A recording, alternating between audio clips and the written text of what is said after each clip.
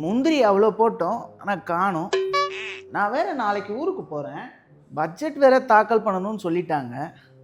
நான் எப்படியோ அதை தாக்கல் பண்ணால் கூட 1000 குறை சொல்லுவாங்க. அதனால் நீ ஒன்று பண்ண, நீயே எழுதி கூட, நான் அதை அப்படியே போய் தாக்கல் பண்ணிட்டு வரேன். நான் எப்படி மேம், நான் உங்கள் அசிஸ்டன்ட் ஆச்சு, நான் எப்படி மேம் எழுத முடியும்? ஓ, எழுது. எவன் கேட்குறான்னு நான் பார்த்துக்கிறேன். நான் கேட்பேன். யார் சார் நீங்கள்? Youth of the India. Youth of the இந்தியாவா? என்ன வேணும்? வேலை வேணும் மேடம். அந்த தொன்னை எடு, கொஞ்சம் முந்திரி அல்வா போட்டு கொடுக்கலாம். மேடம் வேலை கேட்டேன் மேடம், அல்வா கேட்கல.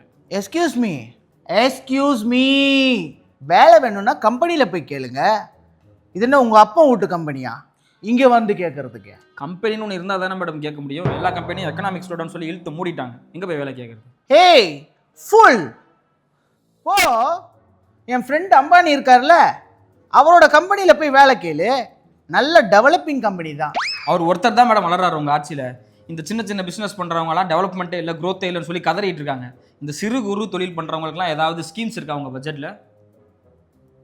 எவ்வளோ தைரியம் இருந்தால் என்னை பற்றி என்கிட்டே வந்து சொல்லுவேன். ஏய், உங்களுக்கு எக்கனாமிக்ஸ்னால் என்னன்னு தெரியுமா? இன்ஃப்ளேஷன் என்னன்னு தெரியுமா? விலைவாசியை எவ்வளோ கண்ட்ரோல்டாக வச்சுருக்கோன்னு உங்களுக்கு தெரியுமா? மேடம் சத்தியமாக நீங்கள் சொல்கிற எதுவுமே எனக்கு தெரியாது. ஆனால் 15,000 சம்பளம் வாங்கினா 10,000 சாப்பாட்டுக்கும் ட்ராவலுக்கும் பெட்ரோலுக்கு ஃபோன் ரீசார்ஜுக்கு இதுக்கே போயிடுது. மிச்சம் 5,000க்கு என்னென்ன செலவு பண்ணுறேனே தெரியல. எல்லாமே செலவாயிட்டு இருக்கு. ஃபியூச்சர் நினச்சால் ரொம்ப பயமாக இருக்குது. ஏய் நான்சென்ஸ், அதெல்லாம் உங்கள் அப்பா வீட்டு கவர்மெண்ட்டு, ஸ்டேட் கவர்மெண்ட்டை போய் கேளு, ஏன்ட்ட வந்து கேட்காத. Get out. அவன் கிடக்கிறான், நம்ம அல்வா கிண்டுவோம். முந்திரி பருப்பு சரியா வேகலைல்ல, கொஞ்சம் உப்பு போட. வாங்க அம்பானி சார், எப்படி இருக்கீங்க? நல்லா இருக்கு. பையனும் மருமகளும் நல்லா இருக்காங்க? எல்லாம் நல்லா இருக்காங்க. நம்ம நீட்டா நீ நல்லா இருக்காங்களா? நல்லா இருக்காங்க. சந்தோஷம். எல்லாம் நல்லா இருக்காங்க. இந்த பையனுக்கு கல்யாண செலவு பண்ணேன், ரொம்ப அதிகமாக போயிடுச்சு. அதுதான் ரொம்ப யோசிச்சுக்கிட்டே இருக்கேன், என்ன பண்ணுறதுனே தெரியல. நீங்கள் யார்? நீங்கள் தான் அம்பானி சார் ஆச்சே. விட்டதை ஒரு மாதத்தில் ஜியோ ரேட்டை ஏற்றி டேலி பண்ணிடுவீங்க. ஐயோ நீங்கள் வேற மேடம், 10மே பத்த மாட்டேங்குது. எவ்வளோ ஈடுகட்டு பார்க்குறேன், முடிய மாட்டேங்குது. நம்ம கையில் என்ன சார் இருக்குது? நீங்கள் தான் பார்த்து பண்ணிங்கன்னா நல்லா இருக்கும் மேடம், அதான் நான் யோசிக்கிறேன். நம்ம என்ன பண்ண முடியும்? பட்ஜெட் வருதுல, கொஞ்சம் பார்த்து பண்ணி விடுங்க. பட்ஜெட்டா? சரி எழுதிக்கம்மா. கார்ப்பரேட்டுக்கு 5% டேக்ஸ் கம்மி. ஹாப்பியா சார்? கையை கொடுங்க மேடம். சூப்பர் மேடம், அப்படி பண்ணா நம்ம வருமானம் கம்மியாயிடுமே. ஆமாம், நான் இதை யோசிக்கவே இல்லையே. நீ என்ன பண்ணுற, இந்த உணவு மானியம் உரமானியம்லாம் இருக்குல்ல, அதெல்லாம் வேஸ்ட்டாக கொடுத்துக்கிட்டு இருக்கோம். அதுலேருந்து கொஞ்சம் கட் பண்ணி விட்டுரு, டேலி ஆகிடும். வந்த வேலை முடிஞ்சுது, ரொம்ப நன்றி மேடம். வெல்கம். மேடம் உணவு மானியத்தை கட் பண்ண போகிறீங்களா? ஏய், உனக்கு எப்படி தெரியும் அதெல்லாம்? வாசல் நின்று ஒட்டி கேட்டேன். இதுக்கு தான் உங்களை மாதிரி ஆட்களெல்லாம் போலீஸை விட்டு அடிக்கிறது. மேடம் நான் கேட்குற கேள்விக்கு மலுப்பாக பதில் சொல்லுங்கள். உணவு மானியத்தை கட் பண்ணால் உணவுப் பொருள் விலையெல்லாம் ஏறாதா? ஆமாம், ஏற தான் செய்யும். கை கால் நல்லா தானே இருக்குது, உழைச்சி சாப்பிடுங்க. ஏன் சோம்பேறி மாதிரி வந்து பிச்சை கொடுங்கன்னு கேட்குறீங்க? நாட்டுக்காக கொஞ்சமாச்சு கஷ்டப்படுங்க. பூண்டு விலை ஏறினா என்ன, வெங்காய விலை ஏறினா எனக்கு என்ன? நான் பூண்டு வெங்காயம் சாப்பிட்றது இல்லை. மேடம், ஒரு விஷயம் சொல்லவே மறந்துட்டேன். நம்ம போட்ட பட்ஜெட்ல பணமே பத்தலை. அப்படியா? சரி, ஏதாவது பொதுத்துறையை விற்று சமாளிச்சுக்கலாம். பொதுத்துறையா? அப்படின்னா என்ன? பொதுத்துறை தெரியாதா? தெரியாது. பொதுத்துறைனா பேங்க்கு, எல்ஐசி, ரயில்வே, இதெல்லாம் தான். ரயில்வேஸை விற்க போறீங்களா? அப்போ மிடில் கிளாஸ் என்ன மேடம் பண்ணுவாங்க? போங்க, எப்படி போனால் எனக்கு என்ன, எனக்கு ஏசி கார் இருக்குது. பொதுத்துறைலாம் பயங்கர காஸ்ட்லியான ஐட்டம் ஆச்சு. ரயில்வேஸு, பிஎஸ்என்எல், எல்ஐசி, இது வாங்குற அளவுக்கு நம்ம நாட்டில் யார்கிட்ட பணம் இருக்குது? சார், இப்போ ஒருத்தர் வந்துட்டு போனார்ல, அம்பானி சார், அவர் தான். அட பாவிகளா! மொத்தத்தில் பணக்காரனுக்கு டாக்ஸ் போட மாட்டீங்க, ஏலங்க வயிற்றுல அடித்து ஏலங்கள்ட்ட தான் டாக்ஸ் உருவுவீங்க. நல்லாவே இருக்க மாட்டீங்க நீங்களாம். இந்தாங்க அல்வா சாப்பிடுங்க. இன்னும் யார் மேலே வரியை போடலாம்? மிடில் கிளாஸ் மேலே வரியை போடலாம். ஏன்னா அவங்க தான் எவ்வளோ அடித்தாலும் சத்தமே வராமல் கதறுவாங்க.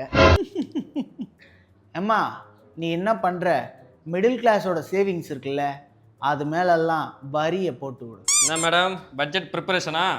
ஐயோ நிதிஷ்ஜி வாங்க, நாயுடுஜி வாங்க, டபுள் வெல்கம். என்ன மேடம் பாடி லாங்குவேஜே மாறி போச்சு. மாறித்தானே ஆகணும். உங்கள் 2 பேரை ஒன்றா பார்த்தாலே உடம்பெல்லாம் ஒரு மாதிரி நடுங்குது. எங்களை பார்த்து எங்க பயப்படுறீங்க? ஏன்னா உங்கள் 2 பேரோட ட்ராக் ரெக்கார்ட் அப்படி. மேடம் பட்ஜெட்டில் நமக்கு ஏதாவது பார்த்து பண்ணலாம்ல? நீ ஏன்டா அப்படி கேட்குற? நமக்கு பண்ணாமல் வேற யாருக்கு பண்ண போகிறாங்க? அப்படியே ஆந்திராக்கு கேபிட்டல் ரொம்ப நாள் கனவு, அதையும் கட்டி கொடுத்தீங்கன்னா. கவலைப்படாதீங்க ஜி, அது உங்கள் ப்ராஜெக்ட் இல்லை, நம்ம ப்ராஜெக்ட்டு. உங்களுக்கு அதுக்காக 15,000 கோடி ப்ளஸ் சேர்த்து ஒரு 50,000 கோடி ஆந்திராவுக்கு. மேடம் நமக்கும் ஏதாவது பண்ணீங்க? நிதிஷ்ஜி உங்களுக்கும் இருக்கு 58,000 கோடி பீகாருக்கு. ரொம்ப நன்றி மேடம். தன்யவாத் தன்யவாத். மேடம் வணக்கம் மேடம். யார் நீ? மிக்ஜாம் புயலில் பாதிச்சவ மாதிரி இருக்க. மேடம் நான் தான் தமிழ்நாடு, நானும் இந்தியாவில் தான் இருக்கேன். தமிழ்நாடா? அது எந்த நாட்டில் இருக்கு?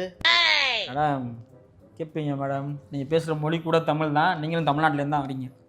அப்படியா? நான் கேள்விப்பட்டதில்லை. என்ன வேணும் உனக்கு? மேடம் வெள்ளம் வந்து நிறைய பாதிப்பாயிடுச்சு மேடம்.